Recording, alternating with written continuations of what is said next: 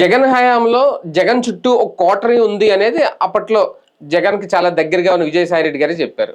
ఈ రోజు దాన్ని మరోసారి ప్రస్తావించింది ఆంధ్రజ్యోతి. దానికి కారణం ఏంటి అంటే ఆయన పిఏ కేఎన్ఆర్ కేఎన్ఆర్ మీద ఉన్న కేసులు కానివ్వండి, దాని మీద జరుగుతున్న విచారణ కానివ్వండి. ఈ నేపథ్యంలో జగన్ చుట్టూ కోటరీలో ఉన్న వాళ్ళు జగన్ కి తెలియకుండా కోట్ల రూపాయలు వెనకేసేసుకున్నారా, కోట్ల రూపాయలు దోచేశారా అంటే ఆయన కటౌట్ చూపించే మొత్తం దండేసుకున్నారు. ఇందులో కాస్తంత సింపతి కూడా వ్యక్తం చేసింది ఈరోజు ఆంధ్రజ్యోతి జగన్మోహన్ రెడ్డి గారి మీద.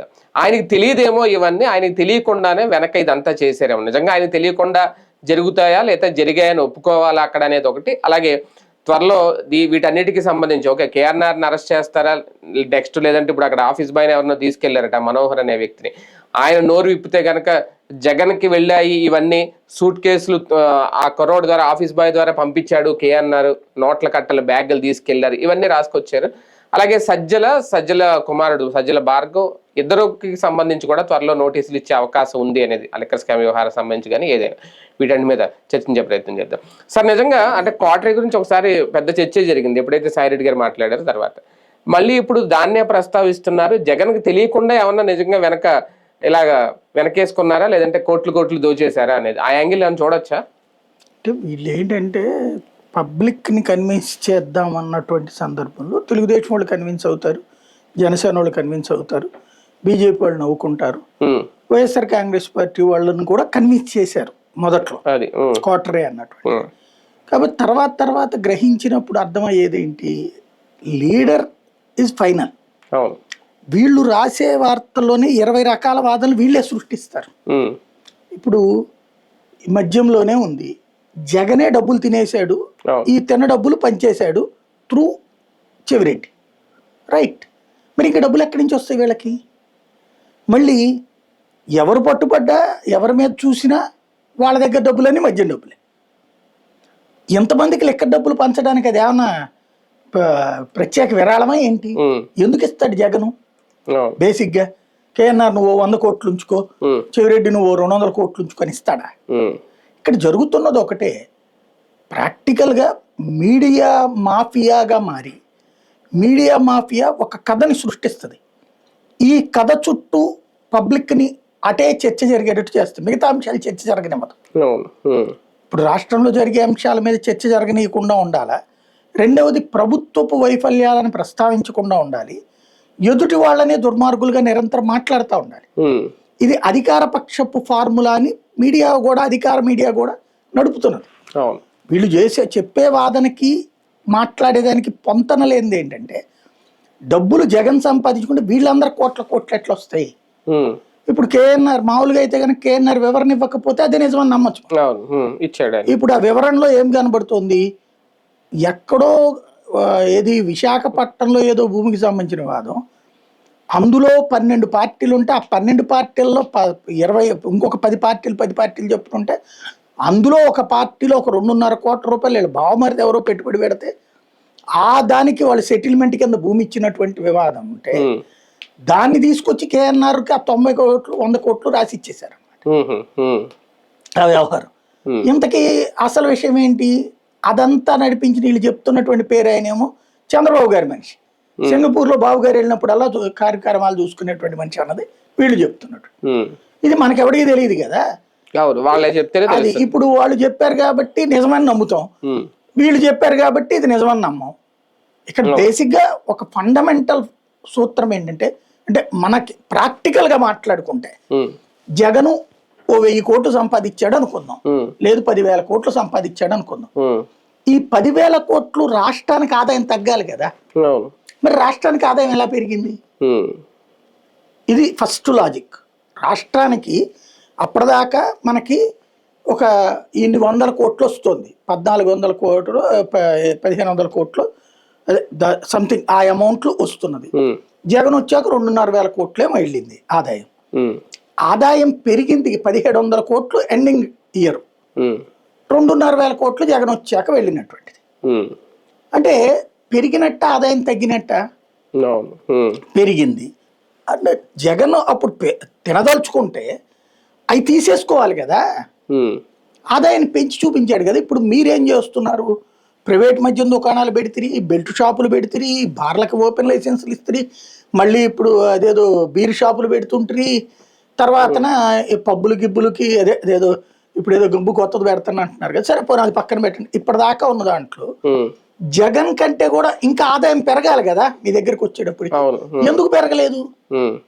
ప్రభుత్వ మద్యం దుకాణాలు కాకుండా మీరు ప్రైవేట్ దానికి 10 ఇంతలు పెడితే పర్మిట్ రూమ్స్ కావచ్చు, తర్వాత ఆ బెల్ట్ షాపులు కావచ్చు, ఇన్ని ఉన్నప్పుడు జగన్ 25,000 కోట్లు అమ్మితే నువ్వు 40,000 కోట్లు అమ్మి తీరాలి కదా. అవును, పైకి ఇప్పుడు రేపటి నుంచి ఏదో బాటిల్ సైజులు పెంచుతున్నారట. సైజు పెంచడం కాదు, తగ్గిస్తారు. మొన్న వీలు రాసిందే తెలివితేటలు ఏంటంటే 9 ఇప్పుడు మనకి 750 ml అలా ఉండేది, ఇప్పుడు దాని 1000 ml అంటే 1 లీటర్ ఇలా చేస్తారు. కాదు అవి మీరు నూనెలో ఈటట్లో వీళ్ళు చేయబోతున్నది ఏంటి అంటే మనకి ఇప్పుడు హోటళ్లలో మైసూర్ బజ్జీనో ఇడ్లీనో తింటాం, వాడు రేటు తగ్గించకుండా రేటు పెంచకుండా ఏం చేస్తాడు, సైజ్ తగ్గిస్తాడు. ఇప్పుడు వీళ్ళు బాటిల్ 700 మిల్లీలీటర్ల బాటిల్ 300 మిల్లీలీటర్లు ఇస్తారు, 400 మిల్లీలీటర్లు ఇస్తారు. బాటిల్ సైజ్ తగ్గిస్తారు, రేటు కొంచెం తగ్గిస్తారు. అంటే 2 బాటిల్ తాగాలి అది. అంటే ఈ 99 రూపాయల లెక్కరేమో కొంత ఇస్తున్నారు వాళ్ళు, 5% మించి అవ్వట్లేదు. జనాలేమో కొనగలిగిన కెపాసిటీ తక్కువ ఉంది కాబట్టి అలాగని అది తగ్గించమంటే తగ్గించరు. ఇది సిస్టమ్ నడుస్తుంది. సరే అది పక్కన పెడితే అది ఒక ఆదాయమే అంతే. ఇది వీళ్ళ లెక్క ఏంటి అంటే నేను అబ్జర్వ్ చేసినంత వరకు, ఒకటి జగన్ తినేశాడు అనుకుందాం, జగన్ తినేస్తే ఆదాయం పెరగకూడదు. రెండోది జగనే తిన్నప్పుడు జగన్ ఇంతమందికి ఎందుకు పంచుతాడు? చెవిరెడ్డికి, మిథున్ రెడ్డికి ఇప్పుడు 27 మందో 30 మందినో పెట్టారు. ఎంతమందికి డబ్బులు ఎందుకు పంచుతాడు జగన్? లేదా ఎంతమంది పంచుకుంటే ఇంకా జగన్ దగ్గరికి ఏం మిగులుతుంది? ఇంకా అది ఎంతమంది పంచుకుని పంపితే మిగులుతుంది అక్కడ. కాబట్టి ఇక్కడ దాంట్లో పోనీ ఇదే నిజమైతే జగన్ ఇప్పుడు అయినా కూడా 1,00,000 కోట్లు సంపాదించాడు, లేదో 10,000 కోట్లు సంపాదించాడు అనుకుందాం. మరి అంటే ఇప్పుడు దానికి 4 ఇళ్ళు సంపాదిస్తున్నట్టుగా లెక్క. ఆ లెక్కన అంటే ఒక లిక్కర్ స్కామ్ అనే కాదు, ఇప్పుడు కేఎన్ఆర్ మీద ఓన్లీ లిక్కర్ స్కామ్ ఆరోపణల కంటే వివిధ రూపాల్లో ఆయన కాంట్రాక్టర్ లోపంలోనో, లేదంటే ఈయన తిరుపతిలో ఏదో బంక్ ఏదో పెట్టుకున్నాడంటే అది చాలా తక్కువ లీవ్ తీసుకున్నాడంటే ఆ రూపంలో కోట్లు సంపాదించాడు. ఇప్పుడు ఆ మనోహర్ అతనితో బ్యాగులు పంపించాడంటే ఈయన మరి వీళ్ళు రాశారు, మరి వీళ్ళు చూసారా, మరి సిట్ చెప్పిందో, సిట్ విచారణలో తేలిందని. ఏ సొమ్మదంతా వీళ్ళు ఏంటంటే ముందు మనకి సినిమాలో ఎలా ఉంటుంది, స్క్రీన్ ప్లే తయారు చేసేసుకుని ఆ తర్వాత యాక్ట్ చేస్తారు. ఇప్పుడు సిట్ ప్రస్తుతం చేస్తుంది అదే, ముందు స్క్రిప్ట్ అయిపోతుంది, దానికి అనుగుణంగా పాత్రలను ప్రవేశపెడతారు వీళ్ళు.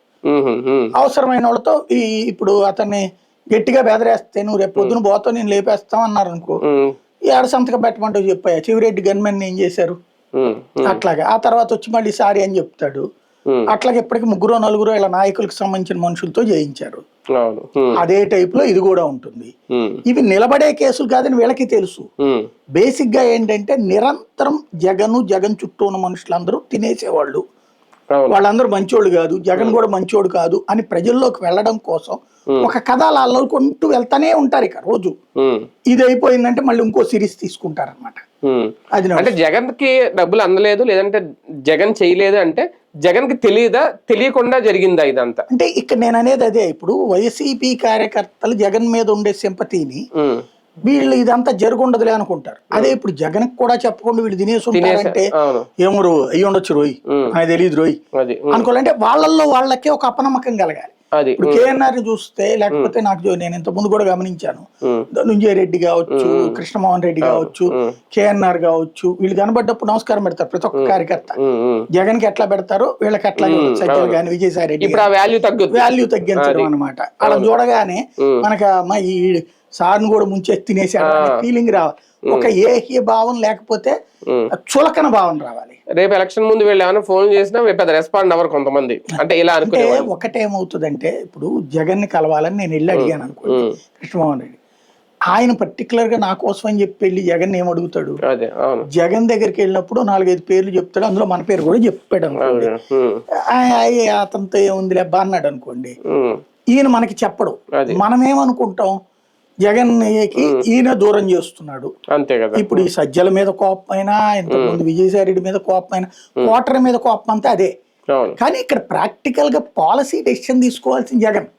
ఇప్పుడు ఇవాళ ఉన్నారు ఎంతో మంది తెలుగుదేశం పార్టీ కార్యాలయం ఉంటే వచ్చేస్తున్నారు అన్నట్టు బిల్డప్ ఇస్తున్నారు. అవును.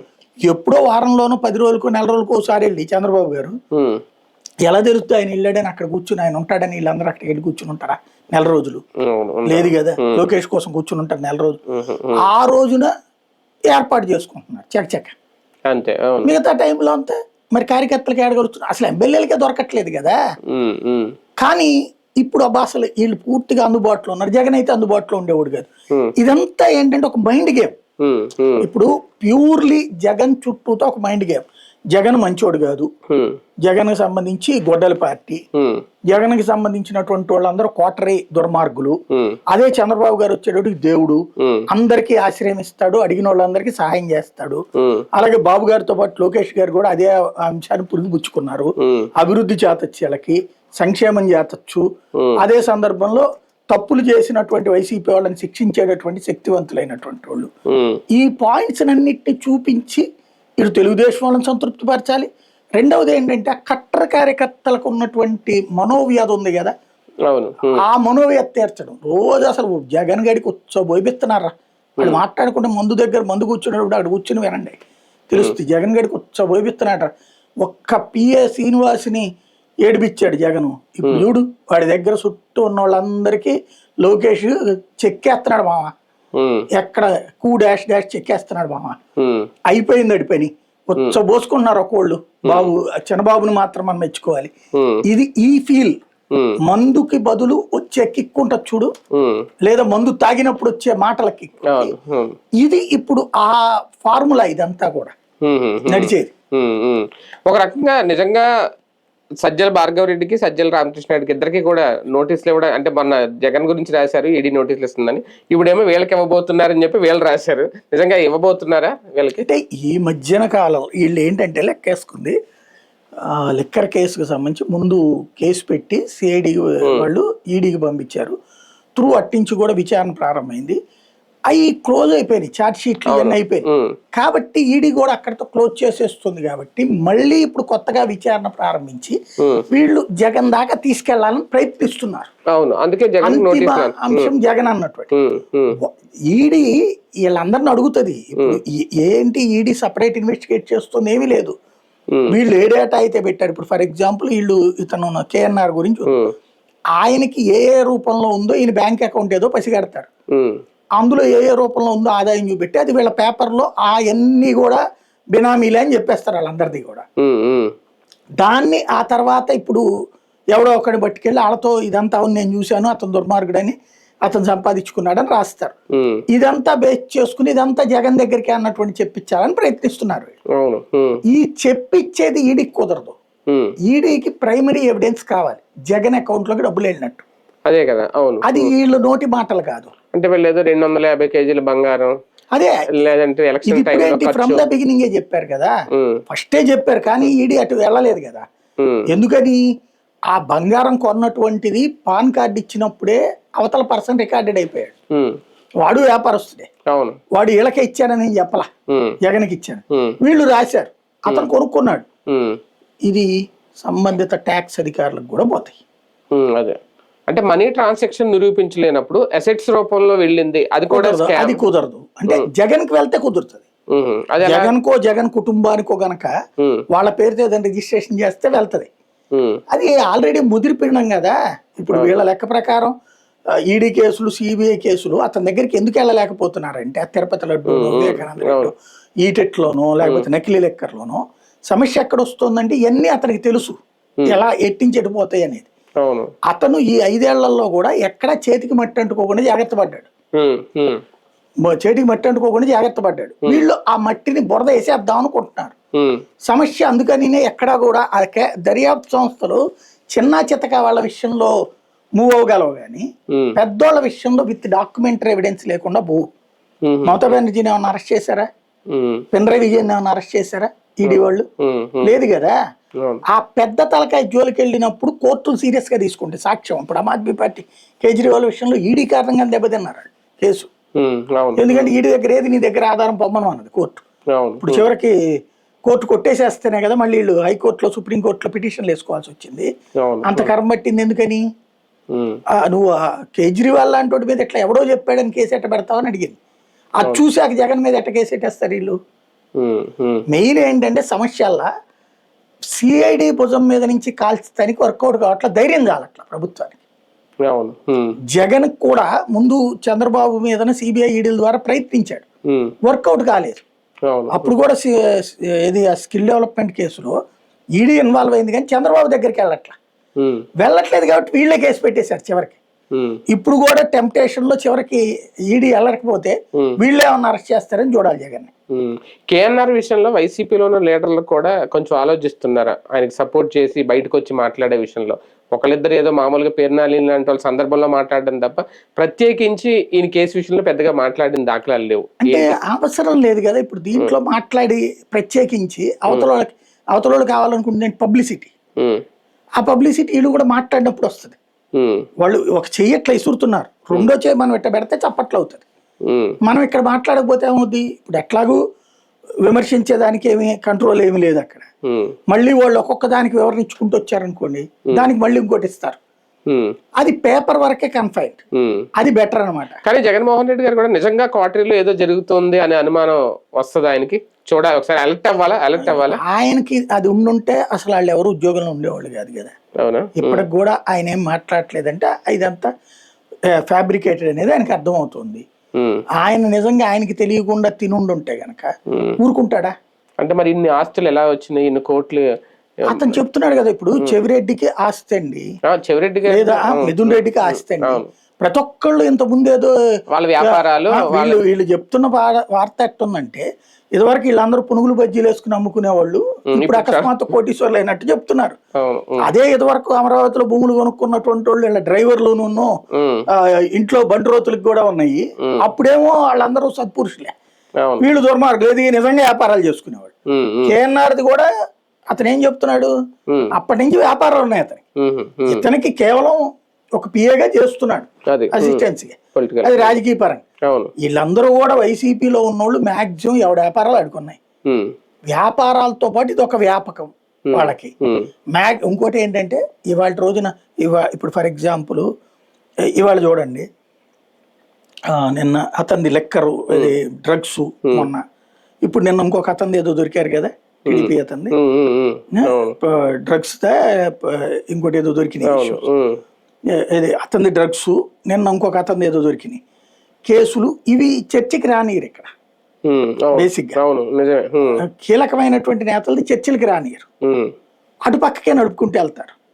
టీడీపీకి సంబంధించిన నేతలది డైరెక్ట్ గా పట్టుబడ్డా సరే ఇన్ని వార్తలు రాశారు కదా, అసలు డ్రగ్స్ పట్టుకుంటే కూడా డ్రగ్స్ అమ్ముతున్నాడు అని రాశారు కదా. డ్రగ్స్ సేవిస్తూ పట్టుబడి చివరికి అక్కడ పోలీసులే ఓపెన్ గా చెప్పారు. మరి ఏంటి కేసు? నకిలీ మద్యం ఇంట్లోనే పెట్టి మిషన్ పెట్టి తయారు చేస్తే అదేమో జోగి రమేష్ మీద పెట్టారు. ఇప్పుడు ఆ నిందితుడు అక్కడి నుంచి వస్తే ఇప్పుడు అతని మీద కేసు లేదు, 17వ నిందితుడు కేసు. అంటే ఇక్కడ ఏంటంటే మీడియాని అడ్డు పెట్టుకుని వాస్తవాలను అవాస్తవాలుగా, అవాస్తవాలని వాస్తవాలుగా చిత్రీకరిస్తా నడుపుతున్నారు. ప్రస్తుతానికి ఏంటంటే ఏమోలే, అదేదో మనకు ఒక సామెతలు ఉన్నాయి కదా, నిప్పులేందో పొగరాదు, అలాంటి వాటిని క్రియేట్ చేయడమే వీళ్ళ ఉద్దేశం కూడా. అది అలా గడిపేస్తారు ఇంకొన్ని రోజులు.